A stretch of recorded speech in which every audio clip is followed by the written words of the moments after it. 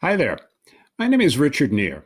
I've been in New York radio for over 50 years at WFAN and the legendary WNEW FM. And a little over 30 years ago, I met this fellow by the name of Jimmy P. Well, the reason I met him is I married his sister. And when you meet somebody, one of the first things you ask is, what do you do for a living? How do you earn your bread? The expression we used back then. And Jimmy said, I've got this thing called Impact Speakers. Oh, so you make stereo equipment, right? No, it's a little bit different than that. He explained it to me then. I didn't quite understand it. So I thought this would be a good opportunity to find out exactly what Impact Speakers is all about.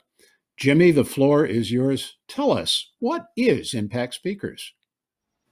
Well, first of all, Richard, thank you so much for participating in this. This is my inaugural webcast to talk about impact speakers. And it's funny because years and years ago, when I first started the company, I did get a lot of people. Even now, sometimes I'll give my email address and people say, oh, so it's stereo equipment? Do you do surround sound, things like that? And so, actually, many years ago, being a South Florida native, I was involved with a company that actually taught presentation skills training seminars. Loved it. Worked there for a few years. Then I went to AIG Sun America. I was their national sales training director.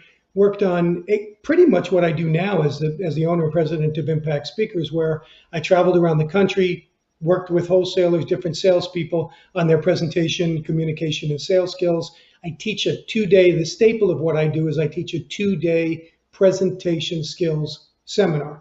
I was doing them in person. Now I had to segue to a lot of the virtual things like we're doing now, but I'm just starting to get back on the road again and do them in person. I also do speeches. I participate in a lot of large conferences, which again are just now starting up again as we get to that what we want to call that new norm as we're getting back to the actual normalcy of the world, hopefully. And I also speak at conferences, a lot of breakout sessions. Sometimes I'm a keynote speaker. So Impact Speakers is exactly what the name is. It is speaking. It is not speakers. To answer your question, Richard. I'm curious as to these training sessions. Are they mostly in larger groups? Are they one on one? How do you connect with these folks? So interestingly, it's a very, very tailored program. It's 2 days, as I alluded to a minute ago, but there's only 8 people in the room. So what 8 people does is I'm able to really tailor. On the first day, everybody tells me what it is that they want to work on. Not surprisingly, many people want to work on their confidence, but a lot of people just want some sort of a methodology. People sit there and they think, okay, I have to put down my desired remarks, whether they're speaking in one-on-one or a group. And many times people will say, well, where do I start? How do I get started? So I teach a discipline, a methodology of how to compose their presentation. We also work on hands, movement, eye contact, voice modulation, all those things. We try to get rid of filler words. And there's a very strong bent at the end of my teaching, which is the close, which is power of persuasion, getting people to do what you need them to do. And obviously, that's so important, whether you're on the phone, whether it's an email, whether it's virtual, whether it's face to face, large groups, small groups. So that's basically what we teach. So there's only 8 people in that room. And I guarantee all 8 of them are going to come away more confident, more polished, and therefore more productive. And it sounds like this technique can be applied to just about any industry. It doesn't have to be a huge multinational corporation, it could be a smaller business. It's basically teaching you universal techniques that can be applied just about anywhere with anybody. That's right. That's right. So I did, because I was at Sun America for so many years, again, traveling in the field, helping their marketing department craft messages so that they're all speaking the same language. Invariably, what happens is marketing departments will spit out certain things to what I call the foot soldiers, the people that are smiling and dialing on the phone, the people that are actually doing the face-to-face meetings or virtual, as the case has been for the last year or so. And what happens is they're spitting this stuff out in a completely different language. So when I come in and I work with a company, a client, their marketing department also goes through it so that they're all being able to be consistent with their message. And yeah, this can be taught for anything. Because I had cut my teeth with Sun America so many years ago, I already had a reputation there. That's where I made a lot of contacts. And so I've always been involved in that industry. But as you said, this is for anybody who sells, communicates, presents for a living. And it doesn't matter what the product is. It doesn't even matter if there is a product. I use what I teach to get a better table at a restaurant, to get a better seat in an airplane, to get a better room in a hotel. It's all about persuasion. It's all about getting people to do what you want them to do. And that's how we become more productive, both personally and professionally. Well, what's interesting to me being in radio, when you talk about on the phone, this isn't necessarily one on one sales presentations or group presentations. It sounds like you can teach people how to do this on the telephone when audio is the only means of communication with the client. That's right. And the audio is still about that call to action, getting people to do what you want them to do. Another thing, Richard, is not just talking to them on the phone, but leaving voicemails.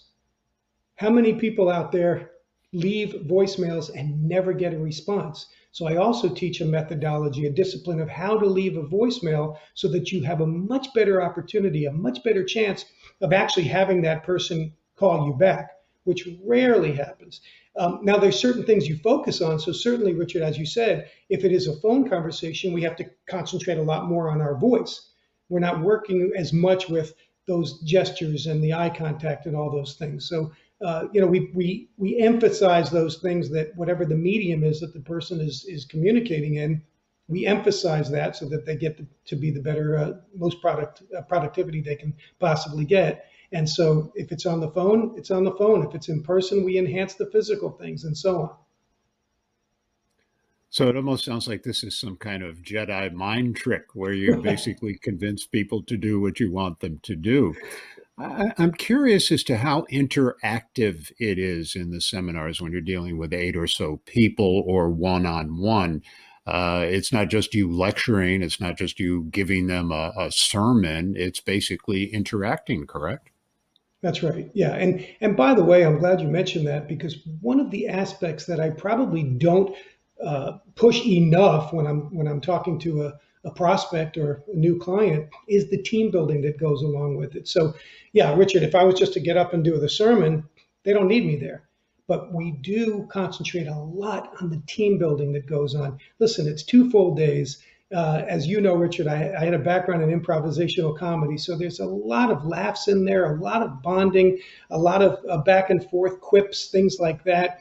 I meet people now who will still remember who was in their session 15 years ago. They'll be able to go around the room, close their eyes, and tell me where everybody sat and who was in there, what they talked about, some of the jokes that went on in there. And so you talk about that Jedi mind trick. We almost kind of fool them because they're having so much fun into getting better. Another very important process that we do in there is they all critique each other. In addition to me videoing them, so they get their videos so they can actually see, rather than somebody saying, well, you're doing this, or, there's filler words all the time, or they don't hear them until they review their videos. And they do that the first night. So when they walk in the next day, they know what they need to work on. But the group themselves critique each other as well. And that's such an important aspect, because as they're critiquing each other, they're actually learning as well. There's a wonderful Confucius saying that says, those who teach learn. So as they're all helping their colleagues, they are in essence teaching, and they're getting better as well. So yeah, it's a very interactive and might I say fun presentation skills 2 days. Like it's an ongoing process. After you've left the room or left the town, they can work on their own. I'm sure you give them tips and study hints and things like that for them to expand from where you leave off. Correct. Yeah, so it's funny. You and I have always talked about television and movies and things like that. I know we do a lot of trivia. Who doesn't remember, those of us who are a little bit older, more mature, let's say, when the Lone Ranger would ride off and the 2 men would be standing there and saying, who was that masked man? They said, I don't know, but he left behind this silver bullet. They never heard from the Lone Ranger again. I'm not the Lone Ranger. People that go through my seminars, anybody that has been through my seminar, whether it's been virtual for the last year or in person, has me as an ongoing resource forever.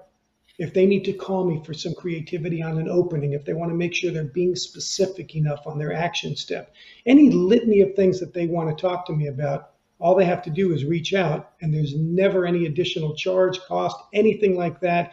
And I always am available. I actually like that because it keeps going, the concept of what we taught. I also tell them to review their videos every now and then because, as we all know, people tend to fall back a little bit. So yeah, there's an ongoing. I just a couple of days ago, I think it was last Friday, spoke to a gentleman with one of my clients, and I'm going to participate on some of his calls that he does every Friday. So I'm already on the calendar, and people will come in. They'll talk about their success stories since they've been through my program. They'll talk about some of the pitfalls, and we'll all discuss it. So yes, there's a constant ongoing. Listen, this is a business that you use it or lose it. Like a lot of things, people fall away. I don't let them fall away. Well, the elephant in the room, of course, is COVID. A lot of businesses have had to change the way they do business because of this. A lot of it has been virtual, a lot of it has been over the internet, Zoom meetings, and such. How has that affected you, and how have you kind of evolved your business to modern day realities? Yeah, well, it really affected me at the beginning because I'm a right brain guy, the creative side. I am not a technological person by any stretch of the imagination. I go on YouTube. I try to learn. I ask friends who are more technologically sound than I am, and so yeah, it was very tough at the beginning. Then realizing, hey, we're going to be in this for the long haul. I better start doing some of these virtual things, and then it has segued into that. I am still able to do speeches, which, there's been as many as 700 to, I did one where there were 1,000 people out there from a company that were all over the country listening to me do a 45-minute to an hour presentation, a speech.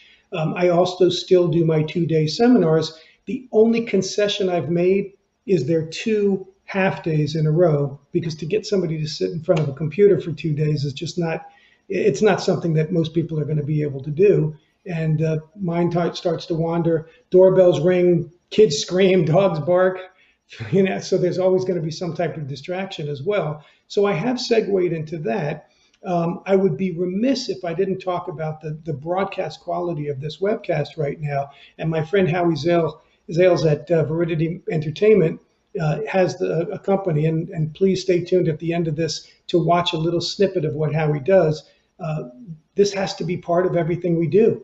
The broadcast quality. We've all seen terrible lighting. We've all seen people try to use those screens behind them, and then they move and their arms disappear from the pixels and so on. So yeah, there was a big learning curve, Richard. And so nobody really knows if we're going to get back to that normalcy again. I will tell you, I have started traveling. I've gotten booked now for some speeches. So being in front of living, breathing human beings, there's no substitute for it.